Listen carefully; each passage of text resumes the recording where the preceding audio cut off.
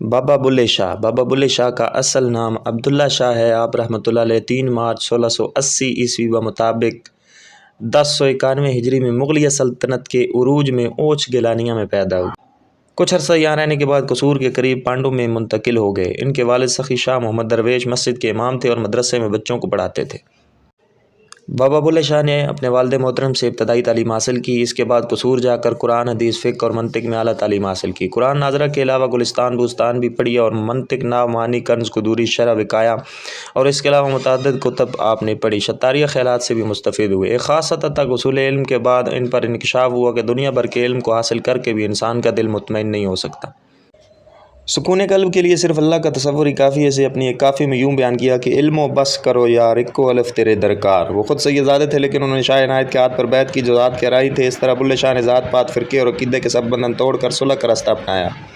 مرشد کی حیثیت سے شاہ عنایت کے ساتھ ان کا جنون امیز رشتہ ان کی مابعد طبیعیات سے پیدا ہوا تھا۔ بابا بلے شاہ نے شاعری میں شرح اور عشق کو ایک لڑی میں پرو دیا اور عشق کو شرح کی معراج قرار دیا۔ ان کے کام میں عشق ایک زبردست قوت بن کر سامنے آتا ہے جو شرح پر چل کر پیغام حسینیت کو فروغ دیتا ہے اور یزیدیت کو ہمیشہ کے لیے شکست دیتا ہے۔ بلے شاہ نے پیار محبت کے پیغام کو فروغ دیا۔ عربی فارسی میں عالم ہونے کے باوجود انہوں نے سرائکی کو ذریعہ اظہار بنایا تاکہ عوام سے رابطے میں آ سکیں۔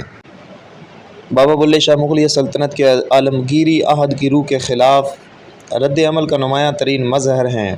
ان کا تعلق صوفیاء کے قادریہ مکتب فکر سے ہے۔ ان کی ذہنی نشو و نما میں قادریہ کے علاوہ شطاریہ فکر نے بھی نمایاں کردار ادا کیا تھا۔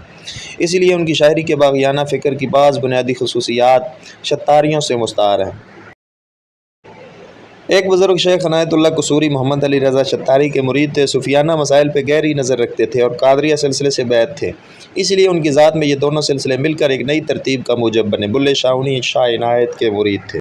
بابا بلے شاہ اپنی شاعری میں مذہبی ضابطوں پر ہی تنقید نہیں کرتے بلکہ ترک دنیا کی مذمت بھی کرتے ہیں اور محض علم کے جمع کرنے کو وبال جان قرار دیتے ہیں۔ بابا بلے شاہ کے کلام کے چند نمونے آپ کے سامنے کے آپ فرماتے ہیں: پڑھ پڑھ کتاباں علم دیاں تو نام رکھ لیا قاضی، ہتھ وچ پھڑ کے تلوار نام رکھ لیا غازی، مکے مدینے گھم آیا تے نام رکھ لیا حاجی، او بلیا حاصل کی کیتا جے تو رب نہ کیتا راضی۔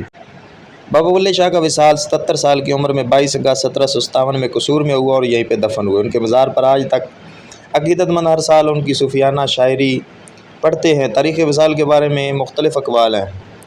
ایک قول کے مطابق 1181 ہجری ہے اور آپ کا مزار مبارک قصور ریلوے روڈ پہ زیارت گاہ خاص و عام ہے۔ آپ کا عرس ہر سال شمسی ماہ بھادو میں جو چاند نظر آئے اس کی 12-11 تاریخ کو قصور میں منعقد ہوتا ہے۔